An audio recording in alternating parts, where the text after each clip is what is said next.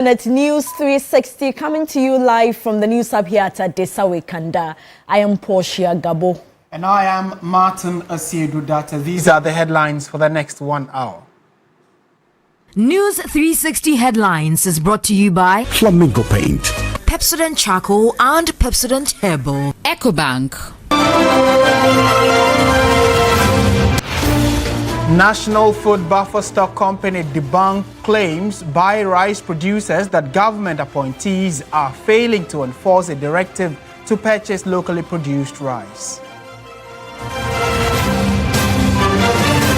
And also coming up tonight, Ghana Police Service in collaboration with Cyber Security Authority arrest pastor over defilement and possession of child sexual abuse materials.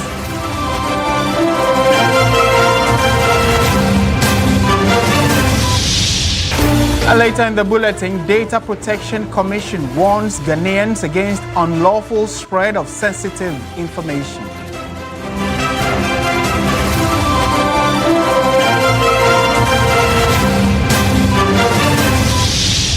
Later in business in 35 minutes, Finance Minister bans land transit of selected imports, including cooking oil, to plug revenue leakages.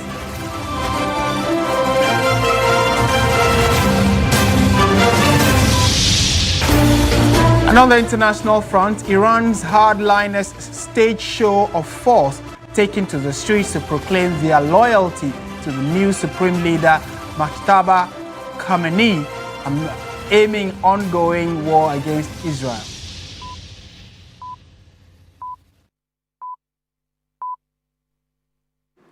We have details of all these stories and more for the next 1 hour. Do stay with us. In our very first story, the National Food Buffer Stock Company has debunked claims by rice producers that government appointees are failing to enforce a directive requiring public institutions to purchase locally produced rice. The company insists it has consistently bought rice from local farmers and says challenges in the sector are largely due to ongoing problems that production levels exceeding its current purchasing capacity. A report by Judith Brown. Two of our members are still holding on with rice they produce in 2025 and 2024 on their farms. They could not even bring them to the nearest warehouses. We keep asking the question, the 200 million that was promised and released by the Ministry of Finance, where have they bought the produce from? It is clear that they continue to buy from importers or continue to import them. That was a spokesperson for rice producers and processors in Ghana, Dr. Charles Nyaba, alleging that appointees of President John Dramani Mahama have failed to enforce the directive requiring institutions to purchase locally produced rice. In recent times, the president has expressed concern over reports that several schools continue to purchase imported rice despite an earlier government policy encouraging students to source food items locally. However, the head of corporate affairs at the National Food Buffer Stock Company, the primary agency responsible for implementing the policy, Emmanuel Arthur, has dismissed these claims. He says the company has consistently purchased rice from local farmers since 2017. It is not true that we are not buying Ghana rice or locally produced rice. Since 2017, since the free SHS started, we have always patronized locally grown rice. Apart from buying local rice to feed the school children, we also started a special program called the National Food. That program was a government response to the food gluts. Responding to allegations that large quantities of rice remain unharvested on farms, he explained that the situation is largely due to farmers producing more rice than the company is currently able to purchase. We have earlier indicated to government that we will need a lot more funds because we are buying and the farmers keep producing. It looks like what is actually happening is that the farmers have more than we are purchasing. And so we will need a lot more funds to be able to buy, to mop up so much from them. When that is done, I'm sure there will be some relief to the farmers. Emmanuel Arthur also addressed concerns about the relatively low prices farmers receive for their rice. The buffer stock is like the last resort. For a farmer, government encourages that when your produce is ready, sell it to anybody or anywhere you want to sell and get at any price that you want. But if you don't get anybody, instead of the product going waste, that's when buffer stock comes in as the last resort. So our price most often is the lowest. For now, the company says it is working with the government to increase the funds allocated for the purchase of locally produced rice. The policy was introduced to improve market access for Ghanaian rice farmers and reduce the country's dependence on imported food commodities. Judith Brown, TV3 News. Let's go to one of our headline stories we have for you this evening. The Ghana Police Service, in collaboration with the Cybersecurity Authority and the National Security, has arrested a suspect pastor for offences involving a minor, including defilement and the production and possession of child sexual abuse materials. The arrest took place in the early hours of March 6 in Cape Coast during a joint intelligence-led operation. The arrest took place in the early hours of March 6, 2026 in Cape Coast Central Region during a joint intelligence-led operation. The suspect, Ebenezer Kondua, aged 45, is the lead pastor at Mahanaim Christian Center in Ankafo, Cape Coast. He was apprehended in Waraba, a suburb of Iguasi in Cape Coast. The suspect is also known to operate a Facebook profile under the name Reverend Dr. Kondua, where he portrays himself as a trained gynecologist and international marriage counselor. Investigations reveal that in August 2021, the suspect welcomed the survivor, then a 13-year-old junior high school student, into his home under the guise of providing spiritual counseling and behavioral correction. From that point, the suspect repeatedly subjected the survivor to sexual abuse over an extended period. He also recorded videos of the abuse on his mobile phone. In some instances, he forced the survivor to hold up materials displaying an adult pornographic website and to state on camera that she was accessible on that platform with apparent intent to distribute such content online. The abuse came to light when the survivor confided in her school headmistress. A complaint was filed with the Domestic Violence and Victim Support Unit (DOVSU) in Cape Coast, and the case was formally referred to the Circuit Court in Cape Coast. So apparently this concern about child online abuse, especially sexual abuse of children, has been increasing over the last few years. Let's take you through some of the numbers we are picking up. And this is sourced to a cyber tip line report. And it says that so on your left side, you see the type of incident and then the rate of report, or the number of times these incidents have been reported. Top of the line is child pornography, which also includes the possession and distribution of child pornography. And it's been reported 18,000 times between January 2025 and June 2025. So in a span of 6 months last year, child pornography has been reported online about 18,000 times. Child sexual molestation, child sex tourism were all under 50, of less than 50 reported cases online. Then you have child sex trafficking, 100 times online. Misleading domain names and misleading words or images, under 50. And then online enticement and unsolicited obscene materials were also reported online. So again, we are looking at child pornography using AI. You'd recall in the last few days, a number of countries have put in place measures to stop or slow down the use of AI, especially when it comes to sexual materials. In Ghana, though, the last 6 months in 2025, we're told that less than 50% or 50 cases were reported using AI for child pornography. Images, however, was in excess of 11,000, and then videos, 35,000 images or videos of children were shared online. And then other files, zip files and PDF files, about 8,700 online. So it tells you how grievous this particular issue is and why we need to pay particular attention to it. Let's speak to Madam Hilda Mensah. She's a lawyer, child protectionist specialist responsible for justice for children and birth registration with UNICEF Ghana. Madam, good evening. Thank you for joining us on TV3. Good evening, and it's my pleasure to be with you. How severe is this problem? I mean, the data we are looking at currently is that of 2025, the first 6 months of 2025. But from what you said, how rampant or severe is this child pornography online issue? This is very severe. I mean, the data that you've enumerated speaks volume. Even a research that we also did a few years back also shows that 4 out of every 10 children have seen some sexual images online that makes them uncomfortable. And 4 out of 10 children they also don't feel safe online. And recently, the Cybersecurity Authority also did a survey.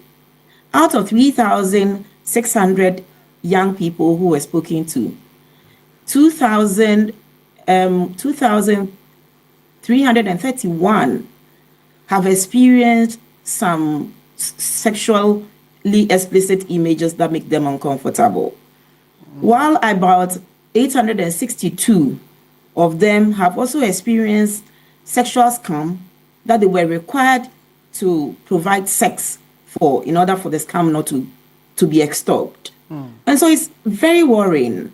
Coupled with the statistics you have, if you look at the tip line report for 2024, you have 23,626 data of child sexual abuse materials that are either produced in Ghana, accessed in Ghana, or redistributed in Ghana. So that gives you a very worrying sense of the scope of online child sexual exploitation and abuse in Ghana. Right. Are there policies or strategies to mitigate the spread or increase in this? And I'm asking this question on the back of the fact that, children trust easily and they trust adults. And unfortunately, it looks as though it's the adults that are leading them down this path. Are there systems in place to curb or stop, the increasing rate of these unfortunate developments? There are systems in place. Thankfully, the Cybersecurity Act was enacted in 2020, Act 1038, and it has specific provisions from Section 62 down to Section 68 that talks about child online protection. It's intended to ensure that children are not used for sexual images or used for sexual exploitation for the purposes of making money or any other related intent. The point is that they are children and they still have their thinking capacity very much developing. And so the Cybersecurity Act was a legal framework that has been put in place to combat child online sexual exploitation and abuse. Beyond that, there's also a national framework for child online protection, also governed by the Cybersecurity Authority. In fact, let me say that the Act is the one that has helped establish the Cybersecurity Authority, and they've been doing amazing work thereafter. Now, when you read the story, you talked about the fact that it was a joint operation between the Ghana Police Service and the Cybersecurity Authority to effect the arrest of the suspect. That tells you the system that have been put in place. These institutions are working very closely together to ensure that they crack down on persons who are violating our children and using them for all manner of, unprintable things. Right. Those are the systems in place. Beyond that also, the two institutions also have a mechanism where they are able to pull down illegal content, especially when it concerns children. So there are systems in place. Right. There is also a report or reporting with the Cybersecurity Authority.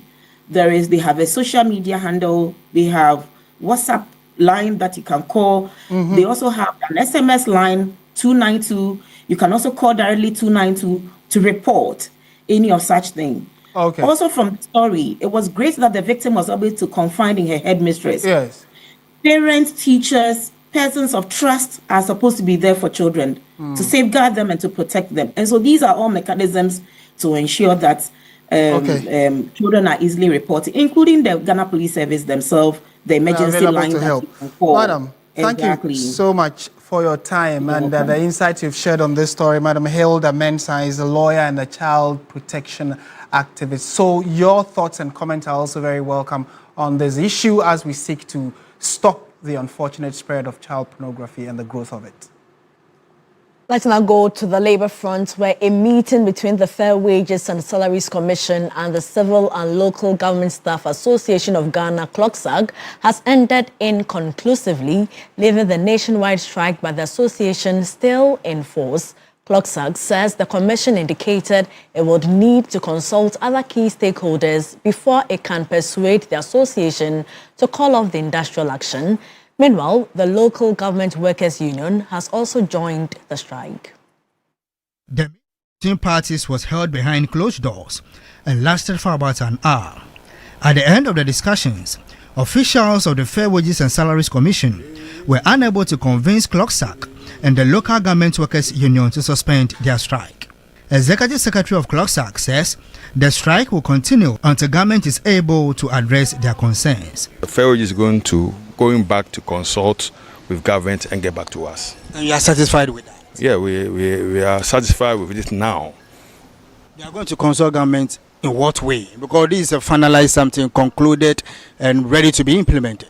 Well, I cannot give you further details. All I can tell you is that the Fair Wages is going to consult government and get back to us, so we are waiting. As at now, National Executive Council has not suspended the strike. When asked whether the association had considered the impact of the strike on public services, Isaac Bampo Ado maintained that the action was necessary to press home their demands. Have you considered the impact of your strike nationwide? Because people are complaining the weight and the gravity of your strike. The people should also consider the impact on our pockets. Our children are being thrown out of school. We are having issues with our spouses. And now it used to be the case that civil servants are held in high esteem, but we are highly demoralized. So they should also consider that. General Secretary of the Local Government Workers Union also emphasized the importance of the union's decision to join the strike in solidarity with CLOGSAG. It's a general issue. We can't single out local government workers union from CLOGSAG. This is a general issue. It's affecting everyone in the assembly. So I think we joining them to fight for this is the right direction. Meanwhile, government ministries across the country were a pale shadow of their usual activity this morning as the strike took effect. CLOGSAG is demanding the immediate implementation and payment of its agreed salary structure as well as improved conditions of service.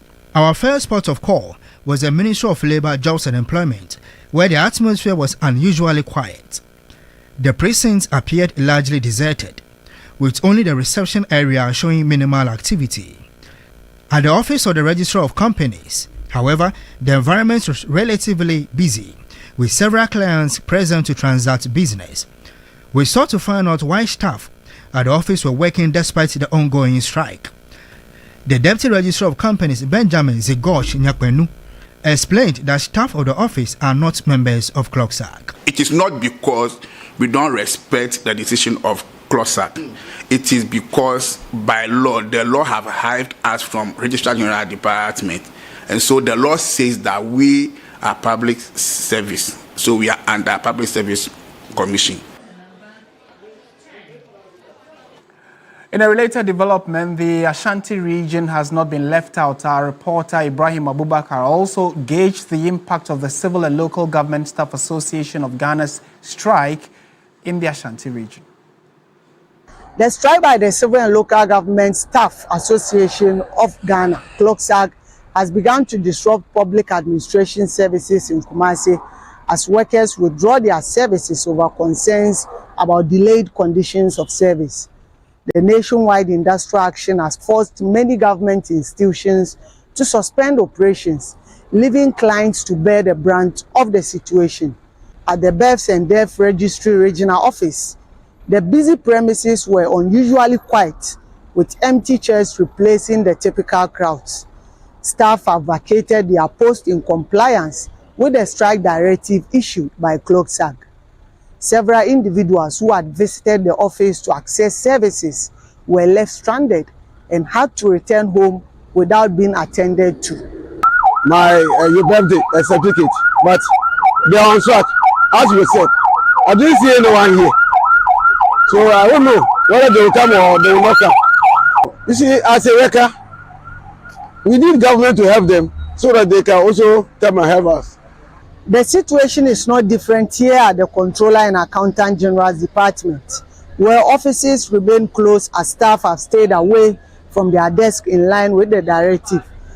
Across many district and municipal assemblies, routine administrative duties such as processing official documents, coordinating government programs, and providing essential public services have been temporarily suspended due to the absence of staff. The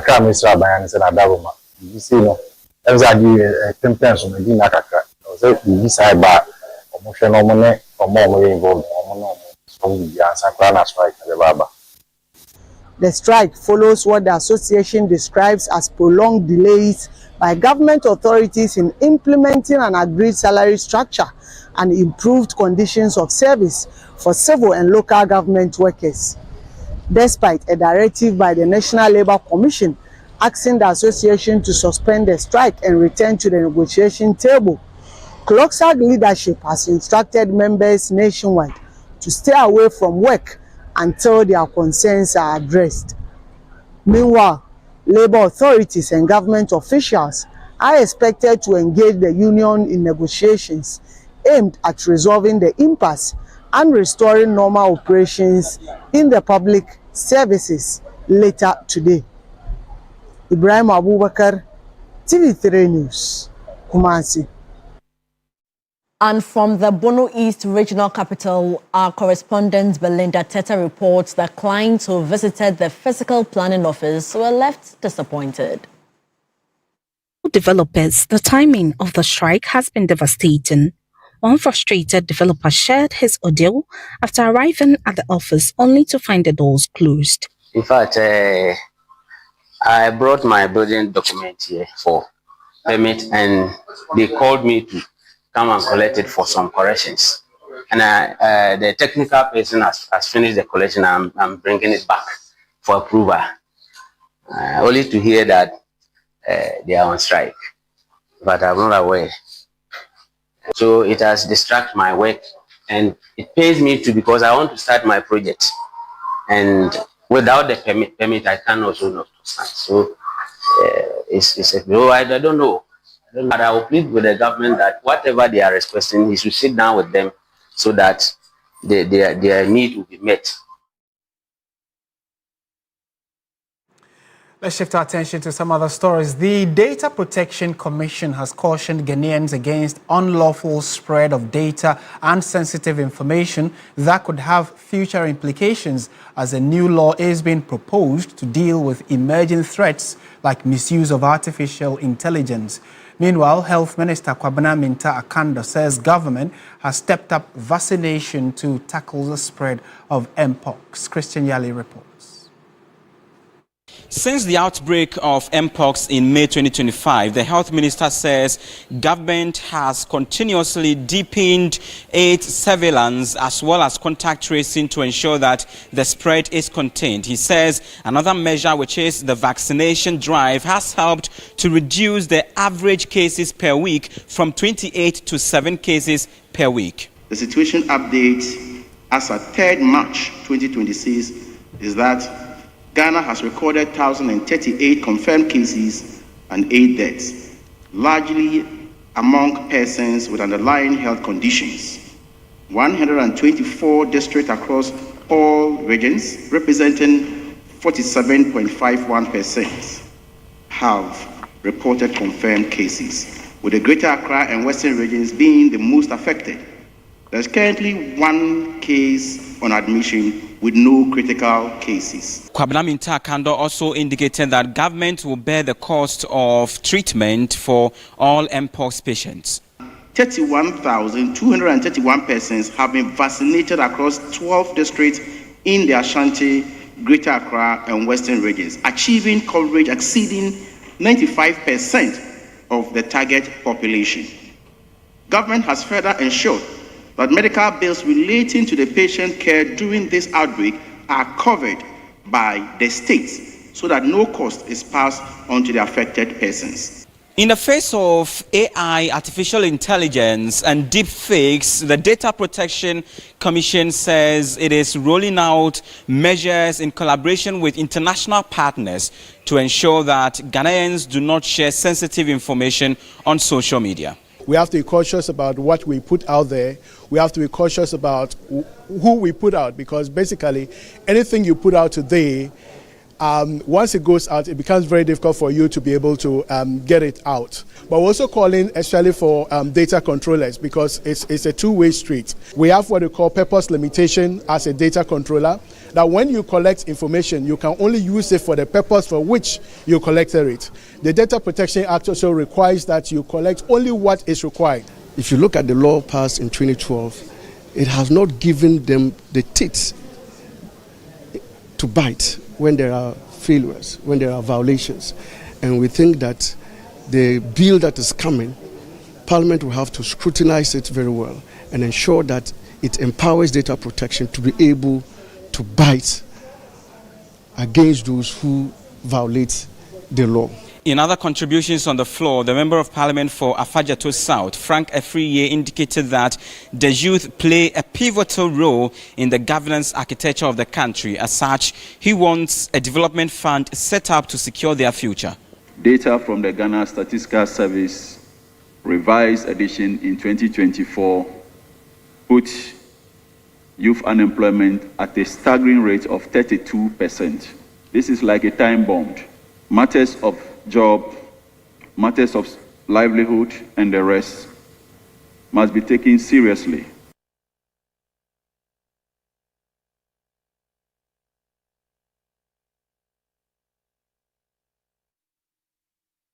Still watching News 360 on TV3. Let's get to some stories coming in from the office of the Governor of the Bank of Ghana.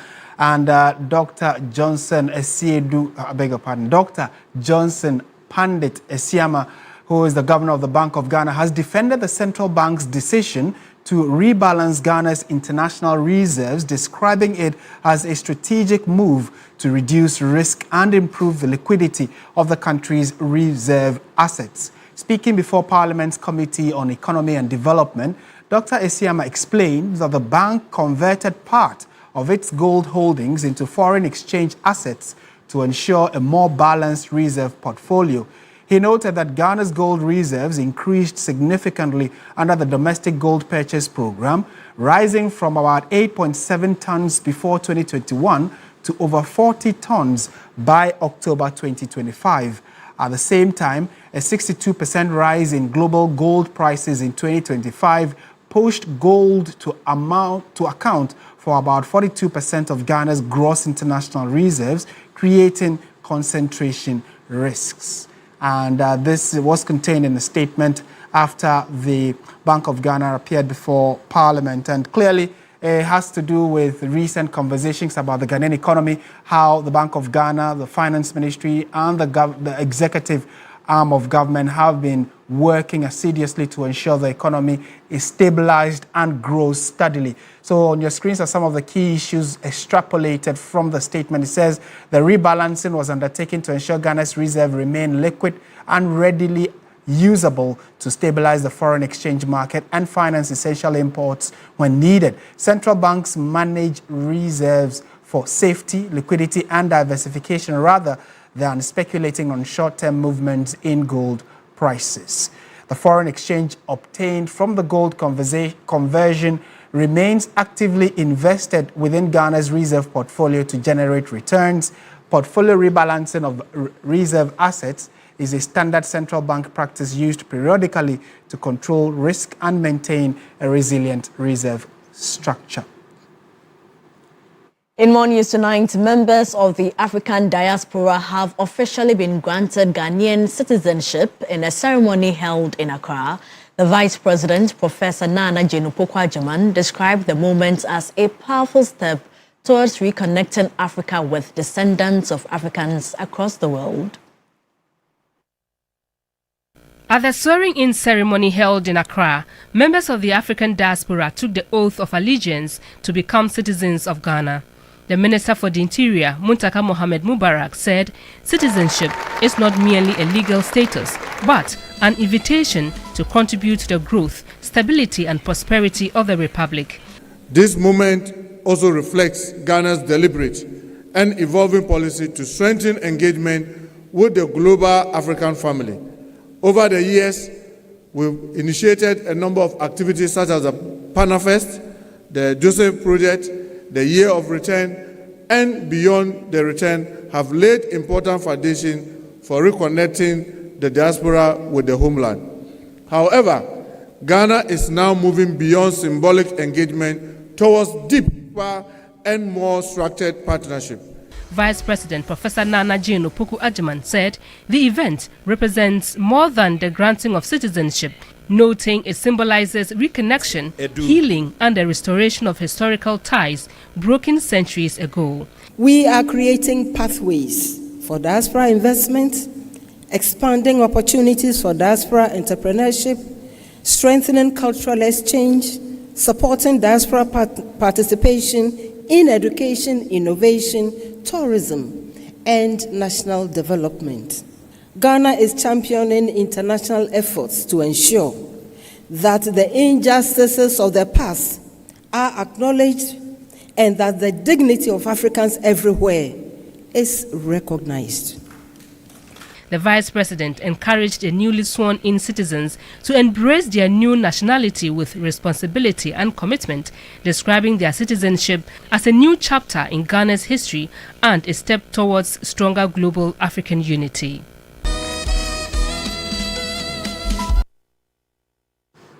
Still watching News 360 on TV3. Stay with us. Business, sports and entertainment are all lined up. Do stay.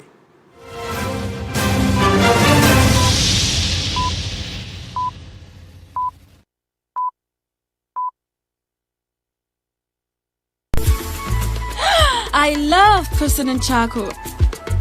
Why? When there are so many other charcoal toothpaste. That's both charcoal and lemon. Oh, does it? Yes. Look right here. Yes. Pepsodent Charcoal has two of nature's powerful whitening ingredients. With the power of activated charcoal and lemon essence, it removes stains and whitens teeth naturally. Convinced? Well, I am. Just look at your beautiful Pepsodent smiles. For naturally whiter teeth, Pepsodent Charcoal. Pepsodent. Why are more and more professionals choosing Flamingo paint? As an interior decorator, I aim for that beautiful, elegant look. Flamingo paint has great hiding ability to cover and transform old walls easily with just one coat. Impressive. For me, as a professional painter, I love Flamingo paints because with this small paints, I paint huge area, meaning more profit for me. Great value for money. As an architect, Flamingo paint, with its well-researched and solid composition, guarantees durability for all my buildings. Flamingo paint, superior hiding, superior coverage, superior durability. Flamingo paint, simply superior. Yes, next. Hey, Nadia Benson, Me didn't tum. Mr. Freddy Calico, just call me cockroach. Now, Mr. Freddy once now. Hey, is that you? Impruka. Yeah. Captain Mosquito, double the action.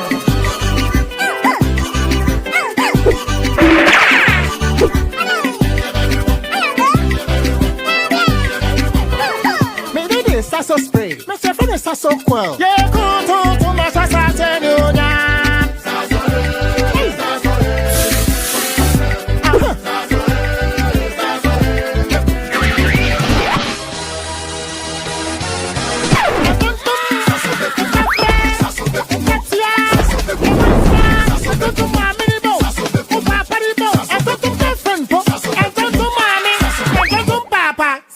Come tum preko.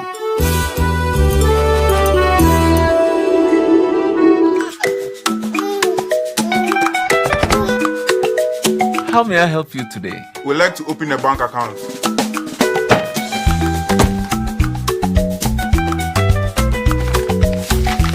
Sign here, sign here, sign here. and here. And now you draw direction to your house. I need your thumbprint. And I'll need your birth certificate too. No, I need the original. A lot has changed since you banked like this. So have we. We've made it easier than ever to open an account online and bank on the go through our mobile app, online banking, and more. EcoBank, a better way to bank your way. Sign here, and here. EcoBank, the Pan-African Bank. Smile, Look lively, okay? Smile, smile.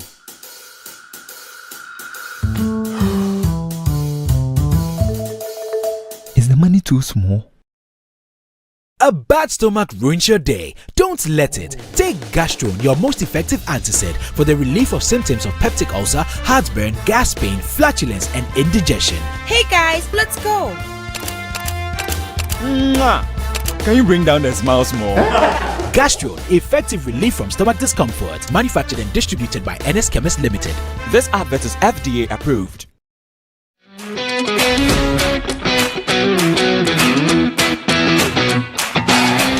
Nero Prime quenches your thirst and refreshes you.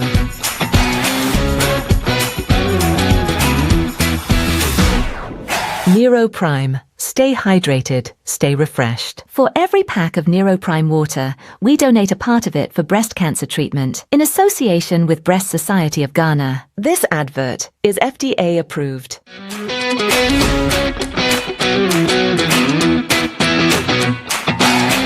Nero Prime quenches your thirst and refreshes you.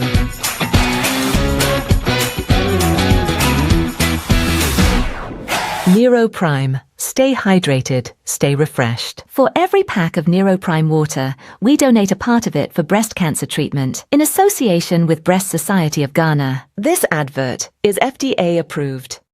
This segment is brought to you by MTN. Touch Concentrated Perfume.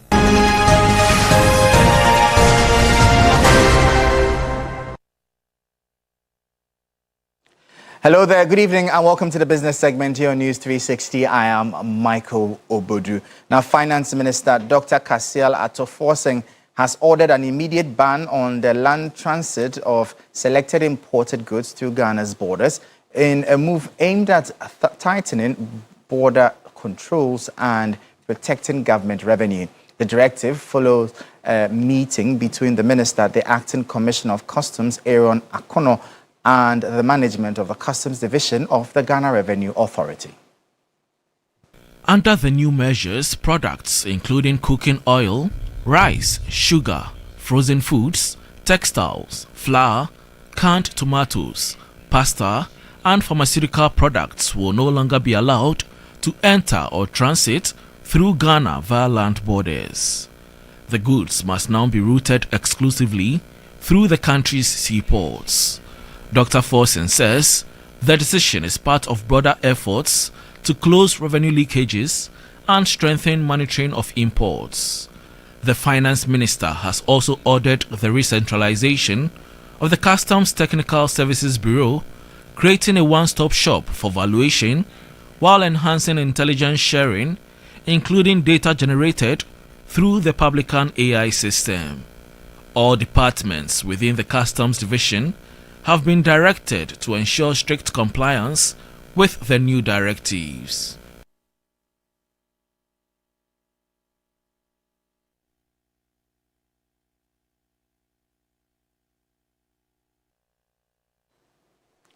Let's begin more stories now. The Chamber of Agribusiness Ghana is warning that the ongoing conflicts between the United States, Israel, and Iran and the resulting closure of the Strait of Hormuz poses a serious threat to Ghana's food security, as disruptions to global fertilizer supply chains could significantly raise input costs and reduce crop production during the upcoming planting season.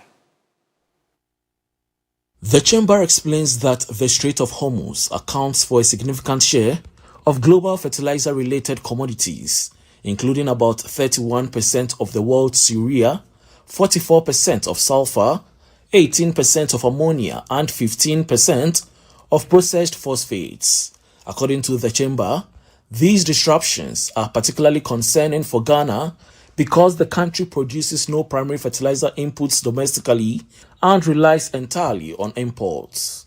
Data from the chamber indicates that Ghana imported more than 554,000 metric tons of fertilizer in 2024 alone. It warns that rising global prices and supply shortages could significantly increase input costs for farmers just as the country approaches its peak fertilizer procurement period in April and May. The chamber also cautions that Ghana entered the crisis with existing vulnerabilities, including high food prices, lower crop yields due to recent drought conditions, and national food insecurity levels already estimated at more than 38%.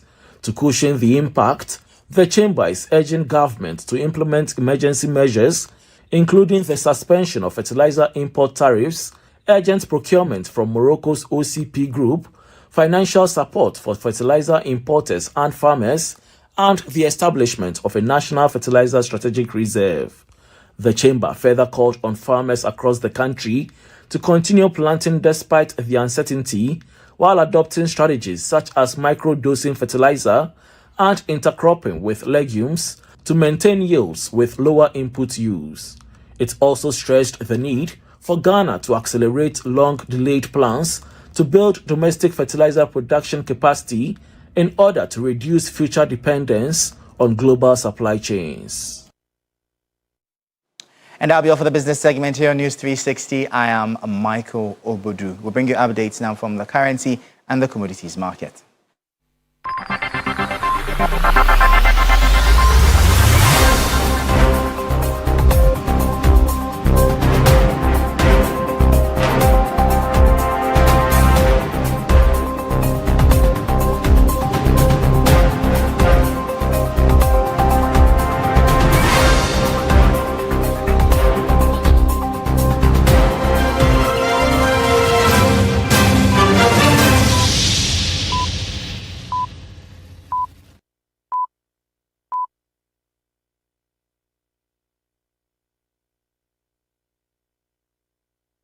When you're going to buy a paint, don't look left, don't look right. Go straight and grab the luxury acrylic paint. No be any paint, be paint. The Luxury acrylic paint. Paint champion. When you're going to buy a paint, don't look left, don't look right. Go straight and grab the luxury acrylic paint. No be any paint, be paint. The Luxury acrylic paint. The Ghana Exim Bank is 10 years old. Hooray! And to commemorate this milestone, the Ghana Exim Bank is hosting a two-day international conference on the theme, A Decade of Enabling Export Trade and Industrial Transformation, Resetting GEXIM for the Next Frontier. The event takes place on the 25th to 26th of March at the Kempinski Hotel, Gold Coast City, 8 a.m. each day. President of the Republic, His Excellency John Dramani Mahama, will perform the official opening of the conference. Special guest and speaker, Honorable Elizabeth Ofoswejari, Minister for Trade, Agribusiness and Industry. Conference host is Honorable Sylvester Adina Mensah, Chief Executive of the Ghana Exim Bank. For inquiries, call 0208-541-480 or visit eximbankghana.com/conference to register. Media partners, Daily Graphic, Media General, The Multimedia Group, City FM, Radio Gold and Channel 1 TV. And knowledge partners include IFC and SME Finance Forum.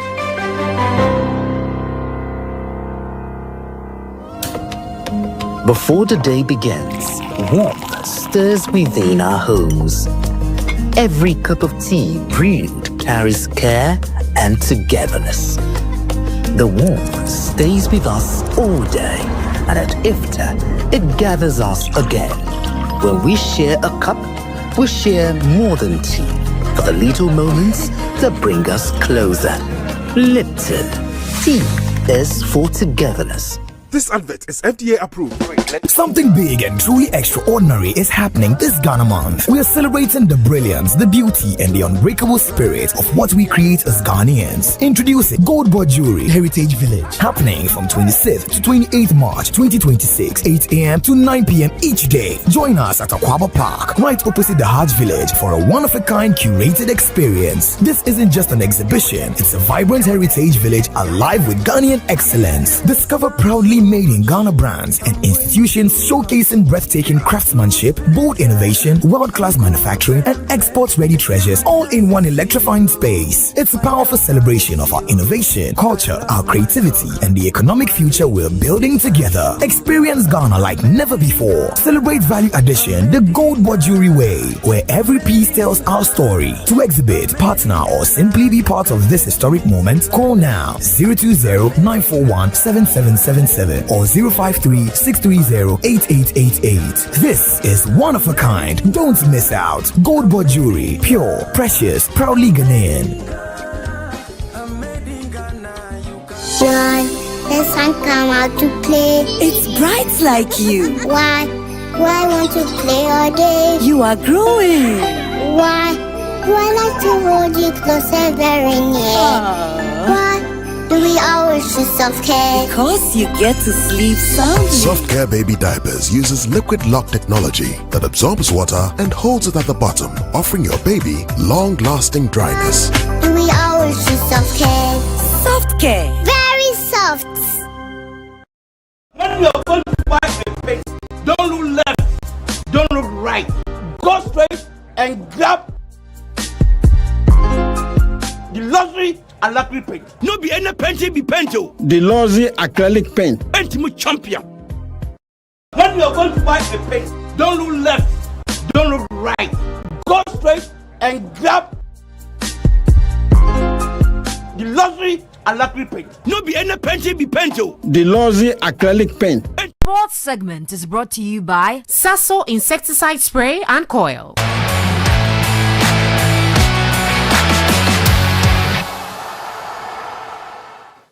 Hello, good evening, and welcome to the sports segment here on News 360 with me, Oreku Ampafo.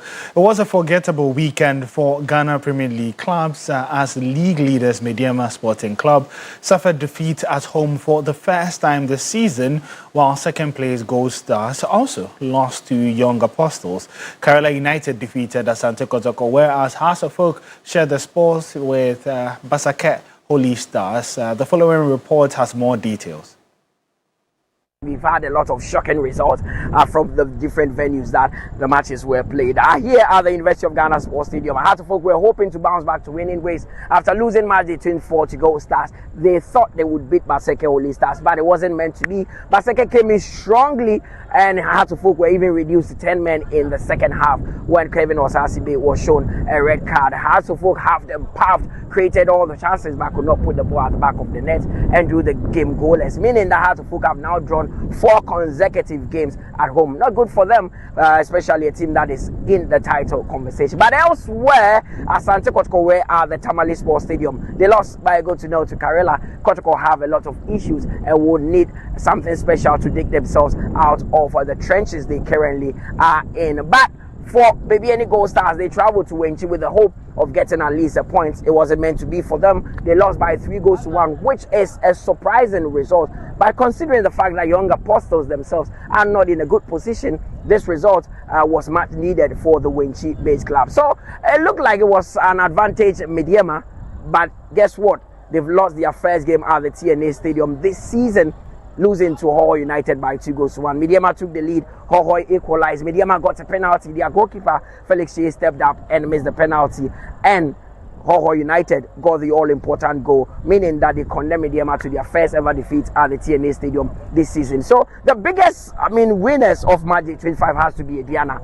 beating 11 Wonders by 2-0 and gaining a point. And also Heart of Lions got a 1-0 victory over Swedu All Blacks. But not much has changed on the Ghana Premier League table because with what I'm seeing, Mediama are still leading the pack with 46 points despite losing. Your Gold Stars also lost and they have 45 points. Heart of Oak gaining a point have moved to third on the table, with Ediana now moving to fourth because they won their game against 11 Wonders. Asante Kotoko losing have dropped to fifth, and at the bottom, Hoho United have moved out of the relegation zone, and it's Bekum Chelsea that have dropped in. So it is 11 Wonders, Bekum Chelsea, and Swedu All Blacks in the relegation zone at the moment. So with all that is happening, match day 26 is set up to be a blockbuster. Well, let's do some more here, where Ghana triumphed over Kenya at the Accra Polo Club on Saturday.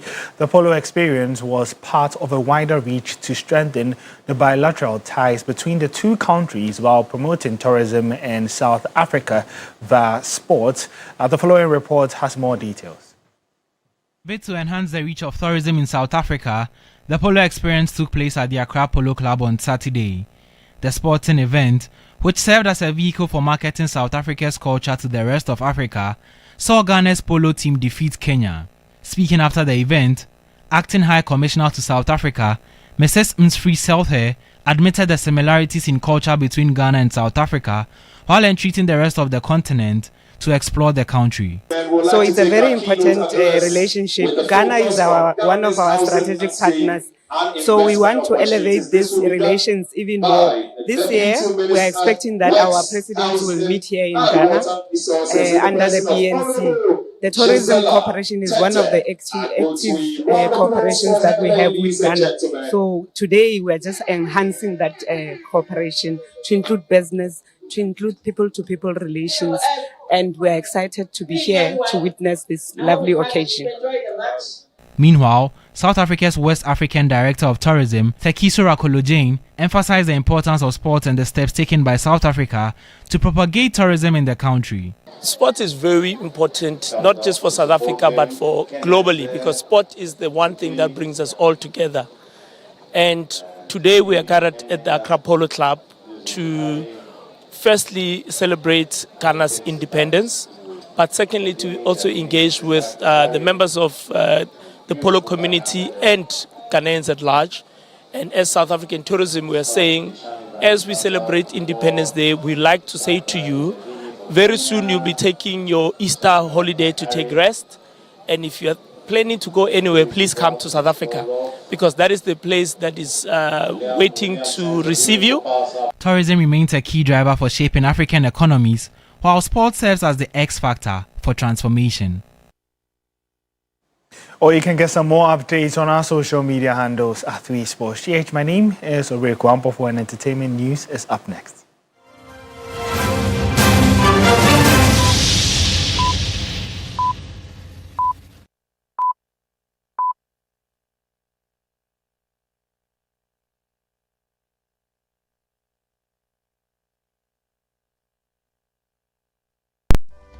In my line of work, a confident smile is everything. Kale Charcoal Toothpaste keeps me on top of my game and ensures my smile is always radiant and bright. With the tiring nature of my job, we spend several hours under the scorching sun. To keep our teeth white and our breath fresh all the time, we use none other than Kale Charcoal Toothpaste. Kale Charcoal Toothpaste. You're on a Kessie and in a kit one. Samayo Kendini, a who be here, Semecha Sapapadia to Amame Manfo, Kel Chacos natural ingredients, and a bomb is so buying, a man is swing, Nesasu Mama Hotoso, a will beg you. Kel Charcoal Toothpaste. Choose Kel Charcoal Toothpaste for anti-cavity, whiter teeth, and fresher breath all day. Available in 80 gram and 150 gram. Grab yours today. Kel. Happy Smile. This advert is FDA approved. Every dream starts with a prayer, and every prayer ends with a promise. At Blue Financial Services, it is our passion to make you smile, to show you that your smallest deposits can lead to major financial wealth. early days, taking that first big step to the days of joyous maturity. We will be with you. Visit our branch today for a better future tomorrow and trust in Blue Financial Services.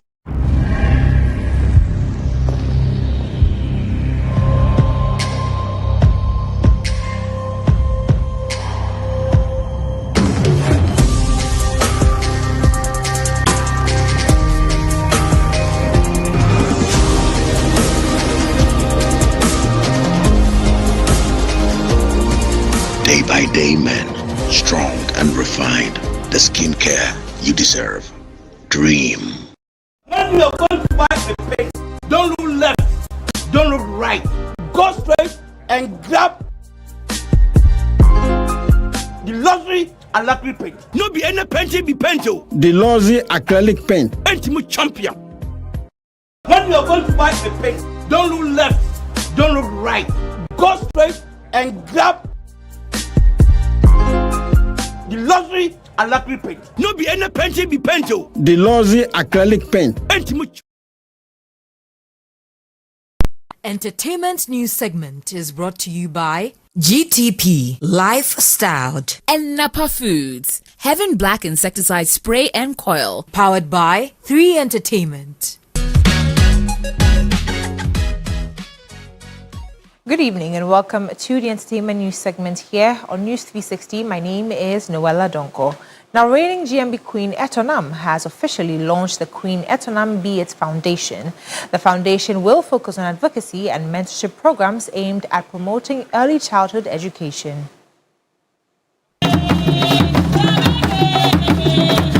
With early childhood education as a major project, the dynamic GMB Queen, born Isabella Etonam Goblezu, has been working extensively to promote education within her community.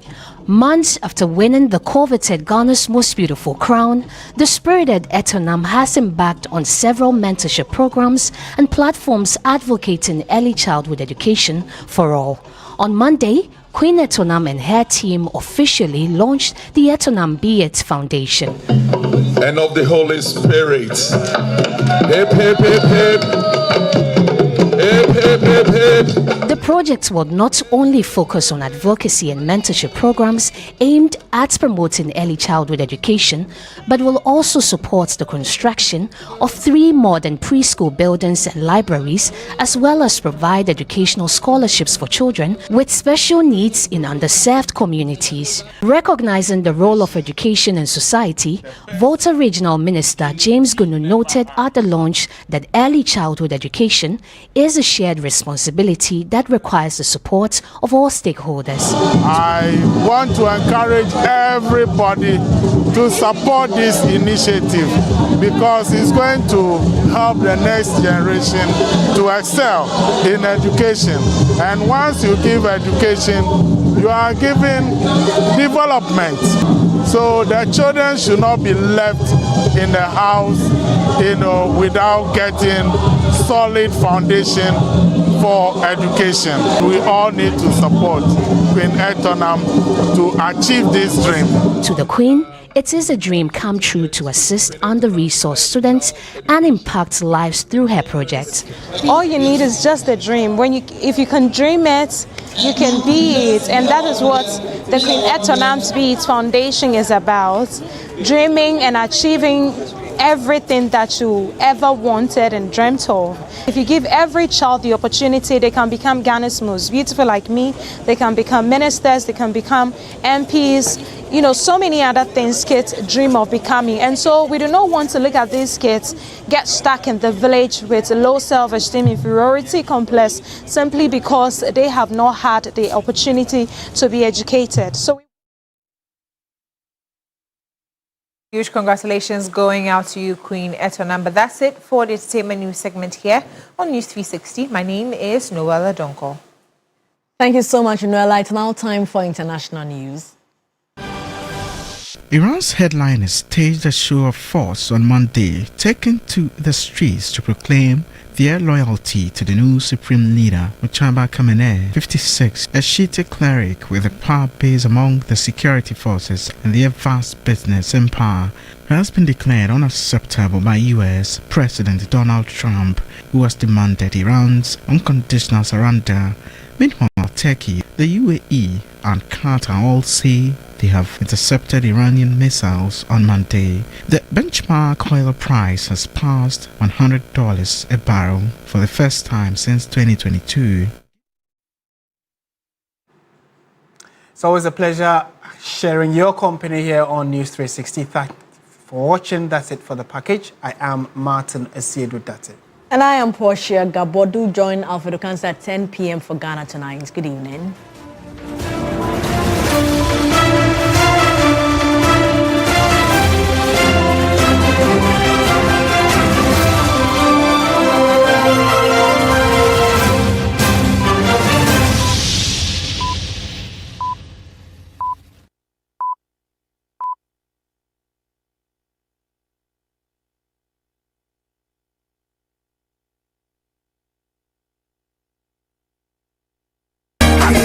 Smile too much, I'm way too hot, I'm too spirited. Overlooking the Atlantic Ocean, Elmina Castle stands as one of Ghana's most powerful historic landmarks. Built in 1482, it became a major slave trading post where thousands were held before being sent across the Atlantic. Today, it serves as a place of remembrance, honoring the resilience of those who endured unimaginable hardship. Now a UNESCO World Heritage Site, Elmina Castle welcomes visitors from around the world, connecting history, heritage,